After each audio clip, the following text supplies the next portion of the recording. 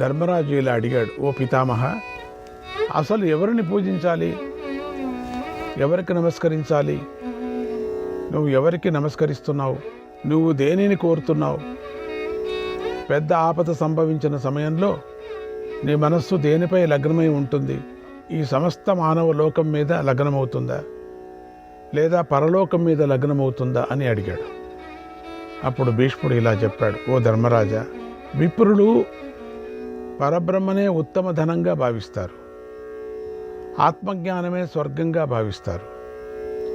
స్వాధ్యాయాన్నే తపస్సుగా భావించే ఆ విప్రులను నేను ఇష్టపడతాను. వారంటే నాకు ఎందుకింత ఇష్టమంటే, చిన్నపిల్లల నుండి వృద్ధుల వరకు అందరూ తరతరాలుగా వంశాచారంగా వస్తున్న ధర్మభారాన్ని మోస్తూ ఉంటారు కనుక వారెప్పుడూ దుఃఖించకుండా ఉంటారు. అందుకే నాకు విప్రులంటే ఇష్టం. సత్పురుషులు వినయంతో విద్యలను అభ్యసిస్తూ ఉంటారు, జితేంద్రులై ఉంటారు, మృదువుగా మాట్లాడతారు, శాస్త్రంలో పండితులై ఉంటారు, సదాచారాలను పాటిస్తూ ఉంటారు, ఆత్మజ్ఞాన విత్తలై ఉంటారు. అందుచేతనే నేను ఇలాంటి సత్పురుషులను ఎప్పుడూ ఇష్టపడుతూ ఉంటాను. నాయనా ధర్మరాజా, విప్రులు సదస్సులలో హంసల సమూహాల్లాగా ఉంటారు, నిర్మలులై ఉంటారు, దివ్య మేఘాలు ధ్వనించినట్లుగా మంగళప్రదానులైన మాటలనే చెబుతూ ఉంటారు. మనస్సుకు ఆనందాన్ని కలిగించే మంచి మాటలను మాట్లాడుతూ ఉంటారు, చక్కని ఉచ్చారులతో మాట్లాడుతూ ఉంటారు. అందుకే నేను వారిని ఇష్టపడుతూ ఉంటాను. అటువంటి వారిని సేవించే రాజుకు తిరుగుండదు. ఆ విప్రులు రాజుకు ఇహపరాలలో సుఖాన్ని కలిగిస్తారు. ప్రతిదినము విప్రుల మాటలను వింటూ సదస్సులలో గౌరవాలను పొందుతూ జ్ఞాన విజ్ఞానవంతులైన వారు కూడా ఉంటారు. వారంటే కూడా నాకు ఇష్టమే. ఓ ధర్మరాజా, విప్రులకు సంతోషపెట్టడం కోసం ఎల్లప్పుడూ పవిత్ర భావంతో చక్కగానో శుచిగానో వండిన రుచికరమైన అన్నాన్ని పెట్టేవారంటే నాకెంతో ఇష్టం. వారిని ఆదరించేవారంటే గౌరవం. రణరంగంలో యుద్ధం చేయటం సాధ్యమే, కానీ అసూయ లేకుండా దానం చేయటమే చాలా కష్టం. అప్పుడు మనస్సును నిగ్రహించుకోవాలి. అది త్యాగగుణం గలవారికే సాధ్యమవుతుంది. కనుక దానం అనేది ఎంతో కష్టం. లోకంలో శూరులు వీరులకు లెక్కలేదు. 100 మంది ఉన్నారు, కానీ వారిని లెక్కించే సమయంలో దానశూరులు మాత్రమే శ్రేష్ఠులు. వారు అతి కొద్దిగానే ఉంటారు. ఓ సౌమ్య, నేను ఉత్తమ వంశం, ధర్మాచరణ, తపో విద్య, పారాయణత్వం గల బ్రాహ్మణుని అయితే బాగుంటుంది అనుకుంటాను. లేదా ఏదో ఒక స్థాయి బ్రాహ్మణుని అయినా బాగుంటుంది, ధన్యుణ్ణి అవుతాను అని భావిస్తాను. ఓ ధర్మరాజా, నాకు లోకంలో నీకన్నా ఇష్టమైన వారు లేరు. కానీ విప్రుల దగ్గరికి వచ్చేసరికి నీకన్నా వారే నాకు ప్రియమైన వారు. ఓ రాజా, నీకన్నా విప్రులు నాకెంతో ఇష్టమైన వారు అనే మాట సత్యమే అయితే, ఆ సత్యఫలంతో నేను నా తండ్రి శాంతను మహారాజు ఉన్న లోకాలకు వెళతాను. నాకు విప్రుల కన్నా తండ్రి పితామహుడు, ఇతరులైన ఆత్మీయులు కూడా ఇష్టమైన వారు కాదు. విప్రులను సత్కరించే సమయంలో నేనెప్పుడూ కూడా చిన్నదైనా కానీ పెద్దదైనా కానీ ఏ కొంచెం కూడా తప్పు చేయలేదు. కర్మణ మనసా వాపి, కర్మణ మనసా వాపి, వాచా వాపి పరం తప, వాచా వాపి పరం తప, యన్మే కృతం బ్రాహ్మణేభ్యః, యన్మే కృతం బ్రాహ్మణేభ్యః, తేనాద్యన తపామ్యహం, తేనాద్యన తపామ్యహం. మానస వాచ కర్మణ కూడా నేను విప్రులకు చేసిన మేలు వల్లనే ఇప్పుడు ఈ స్థితిలో ఉన్నా కూడా నేను తాపాన్ని పొందటం లేదు. విప్రులకు మేలు చేశాను కాబట్టి ఈ బాణాలు ఏది నన్ను గుచ్చుకోవటం లేదు. నన్ను విప్రభక్తుడు అన్నారు, అందుకు నేనెంతో సంతోషించాను. విప్రుల సేవ సకల పవిత్ర కార్యాల కన్నా పరమ పవిత్రమైన కార్యం. విప్రులను సేవించేవారు పవిత్ర లోకాలను పొందుతారు. యజ్ఞం చేసేవాళ్లకు నిష్ట కలిగిన వాళ్లకు, 3 పూట్ల సంధ్యావందన చేసేవాళ్లకు, దేవతార్చన చేసేవాళ్లకు, నియమాన్ని పాటించేవాళ్లకు, జాతి సంక్రమణం కాని వాళ్లకు, కుల మర్యాదను కాపాడేవాళ్లకు, తల్లిదండ్రుల మీద గౌరవాన్ని చూపేవాళ్లకు, పిల్లల్ని సరి అయిన అదుపులో పెట్టుకునే వాళ్లకు, ఉండిన దాంట్లోనే తృప్తి పడేవాళ్లకు, బీదరికం కానీ ఏమన్నా కానీ సంతోషంగా అనుభవించేవాడే నిజమైన విప్రుడు అని జ్ఞాపకం పెట్టుకోండి. విప్రుడు లక్షణాలు ఎట్లా ఉంటాయి? విప్రులను సేవించేవారు పవిత్ర లోకాలను పొందుతారు. ఇప్పుడు అవి నా కళ్ళకు కనిపిస్తున్నాయి. నేను తొందరగాను శాశ్వతంగాను ఉండేందుకై అక్కడికి వెళ్ళాలి. ఓ ధర్మరాజా, లోకంలో స్త్రీలకు భర్తను ఆశ్రయించి ఉండటమే ధర్మం. భర్తనే సర్వస్వం. ఎటువంటి దుర్మార్గుడైనా పర్వాలేదు.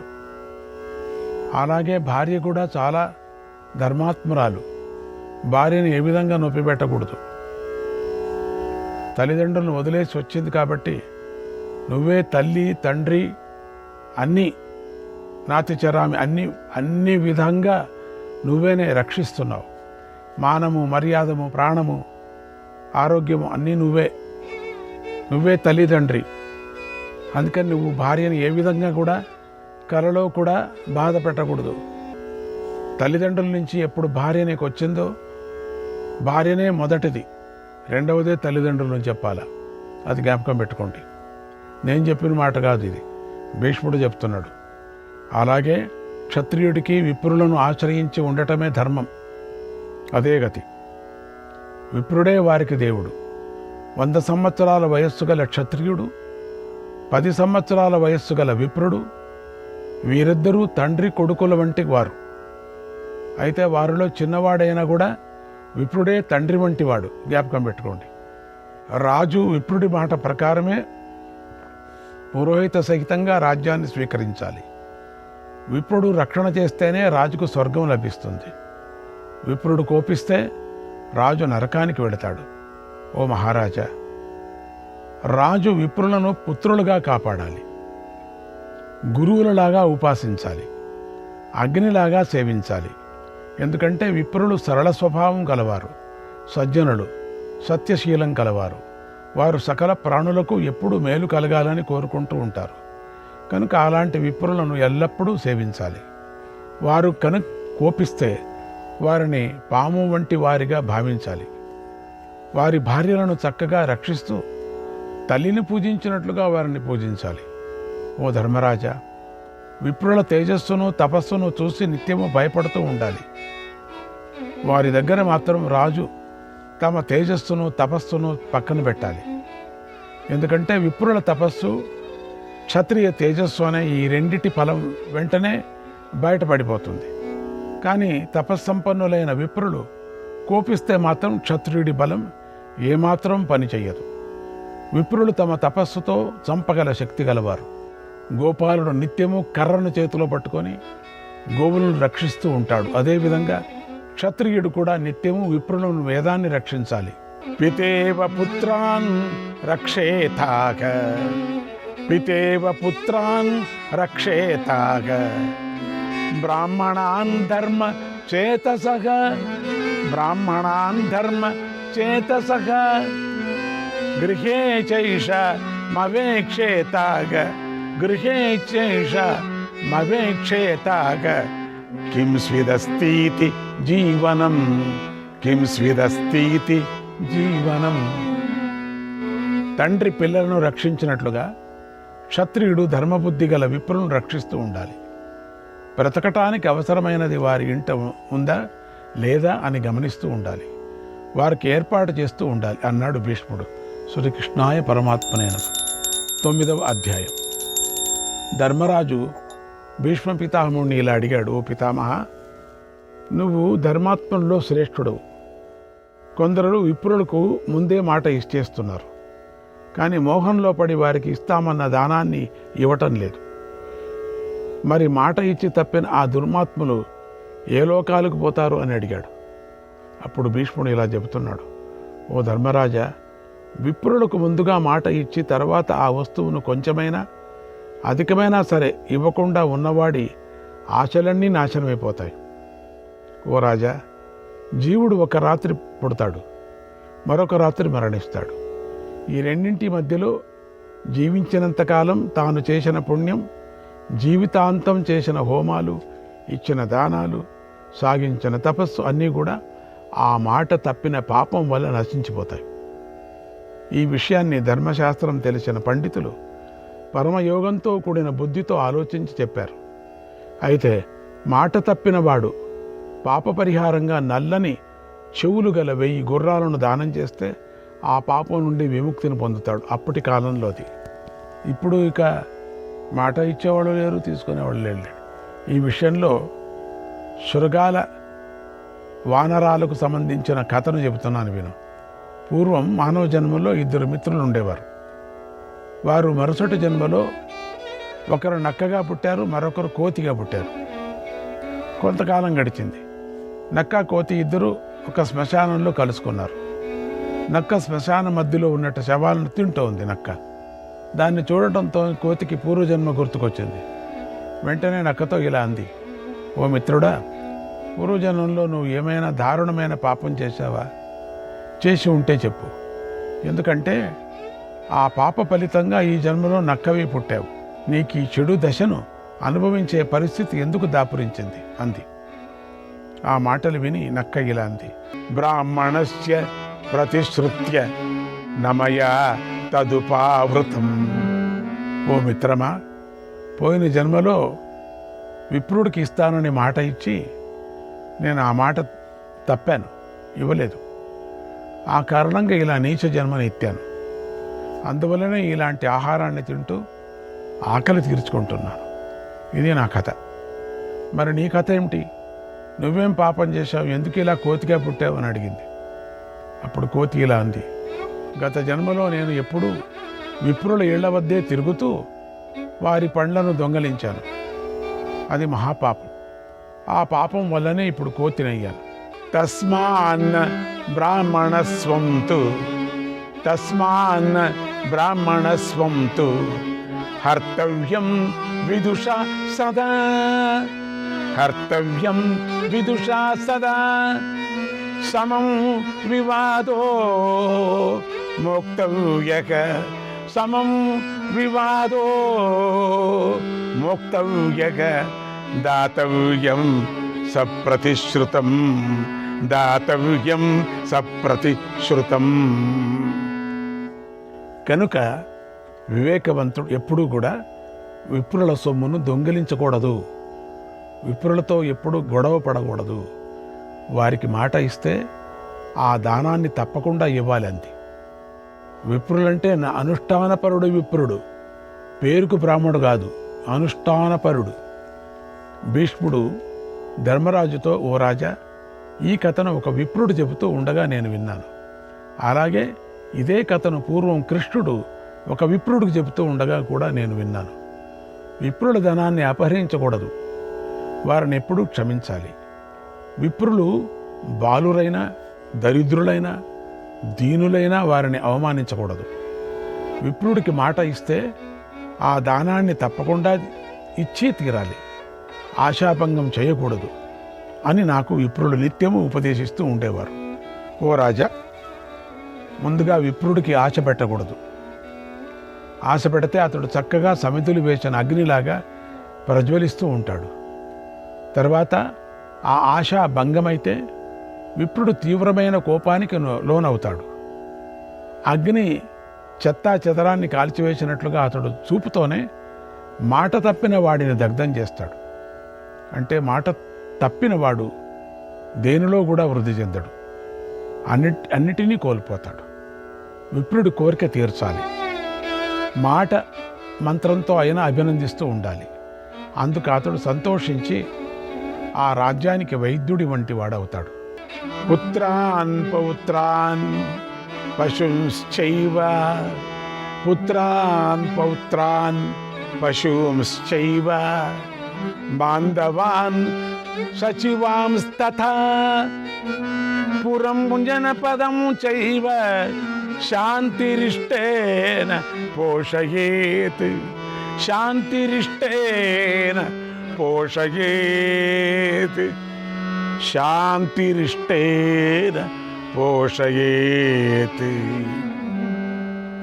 అలాగే దాత యొక్క పుత్రులను, మనుములను, పశువులను, బంధువులను, మంత్రులను, నగరాన్ని, గ్రామాలను ప్రశాంతంగా ఉండేలాగా చేస్తాడు. వాటికి శుభాలు కలిగేలాగా చేస్తాడు. లోకం కోసం తన తపశ్శక్తిని దారపోస్తాడు. కనుక ఓ ధర్మరాజా, భవిష్యత్తులో మంచి పుట్టుక పుట్టాలంటే ఇచ్చిన మాట ప్రకారం దానాన్ని చేయాలి, తప్పదు. అనుష్ఠానపరుడు విప్రుడికి కనుక దానం చేస్తే ఎలాంటి సందేహం లేకుండా ఉత్తమ స్వర్గం లభిస్తుంది. దానం అనేది గొప్ప పుణ్యకర్మ. ఇతో దత్తేన జీవంతి, ఇతో దత్తేన జీవంతి దేవతాః పితరస్తథా, దేవతాః పితరస్తథా. తస్మాత్ దానాని దేయాని, తస్మాత్ దానాని దేయాని బ్రాహ్మణేభ్యో విజానత, బ్రాహ్మణేభ్యో విజానత. ఇక్కడ విప్రుడికి చేసిన దానం వల్లనే దేవతలు, పితృదేవతలు కూడా సంతోషిస్తారు. కనుక వివేకవంతుడు విప్రులకు దానాలు చేయాలి. ఓ మహారాజా, విప్రుడు మహాతీర్థం వంటివాడు, పుణ్యరాశి వంటివాడు. విప్ర సన్నిధితోనే పుణ్యం లభిస్తుంది. కనుక విప్రుడు ఏ సమయంలో వచ్చినా సత్కరించకుండా ఒట్టి చేతులతో పంపించకూడదు అన్నాడు భీష్మ పితామహుడు. శ్రీకృష్ణాయ పరమాత్మనే నమః. 10వ అధ్యాయం. ధర్మరాజు భీష్ముని ఇలా అడిగాడు, ఓ పితామహ, ఎవరైనా స్నేహం వల్ల కానీ, మంచి హృదయంతో కానీ అర్హత లేని వారికి ఉపదేశం చేయవచ్చా? చేస్తే ఆయనకు దోషం అంటుతుందా, అంటదా? నాకు చెప్పు. ఎందుకంటే సూక్ష్మాగతిర్హి ధర్మస్య, సూక్ష్మాగతిర్హి ధర్మస్య యత్ర ముహ్యంతి మానవాః, యత్ర ముహ్యంతి మానవాః.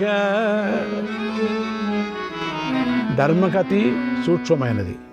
దాని విషయంలో మానవులు మోహానికి లోనవుతూనే ఉంటారు అని అడిగాడు. అప్పుడు భీష్ముడు ఇలా చెప్పాడు, మహారాజా, నువ్వు అడిగిన ప్రశ్నకు పూర్వం ఋషులు చక్కని సమాధానం చెప్పారు. దాన్ని నేను విన్నాను. దాన్ని నీకిప్పుడు యథాతథంగా చెప్తాను, విను. ఉపదేశో న కర్తవ్యః, ఉపదేశో న కర్తవ్యః జాతిహీనస్య కస్యచిత్, జాతిహీనస్య కస్యచిత్. ఎవరు కూడా అర్హత లేని వాడికి ఉపదేశించకూడదు. అలా ఉపదేశిస్తే ఆ ఉపాధ్యాయుడు పెద్ద తప్పు చేసినట్లే అవుతుంది. ఈ విషయం నీకు బాగా అర్థం కావటానికి ఒక కథ చెబుతున్నాను, విను. ఇది దుఃఖంతో ఉన్న ఒక అర్హత లేని వాడికి ఉపదేశించిన కథ. అందమైన హిమగిరి వెనుక భాగంలో విప్రుల ఆశ్రమాల్లో జరిగిన సంఘటన ఇది. అక్కడ అనేక వృక్షాలతో నిండుగా ఉన్న ఒక పుణ్యప్రదమైనటువంటి ఆశ్రమం ఉంది. అది ఎన్నో పొదలతోనూ తీగలతోనూ నిండి ఉంది. ఆ అందమైన ఆశ్రమాన్ని జంతువులు, పక్షులు సేవిస్తున్నాయి. అది చక్కని వనాలతోనూ సిద్ధచారణ సమూహాలతోనూ ఉంది.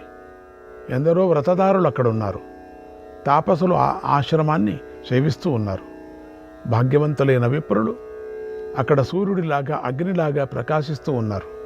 ఓ మహారాజా, నియమాలు పాటించేవారు, దీక్షితులు, మితాహారులు, జితేంద్రియులైనటువంటి తాపసులతో ఆ ఆశ్రమం నిండుగా ఉంది.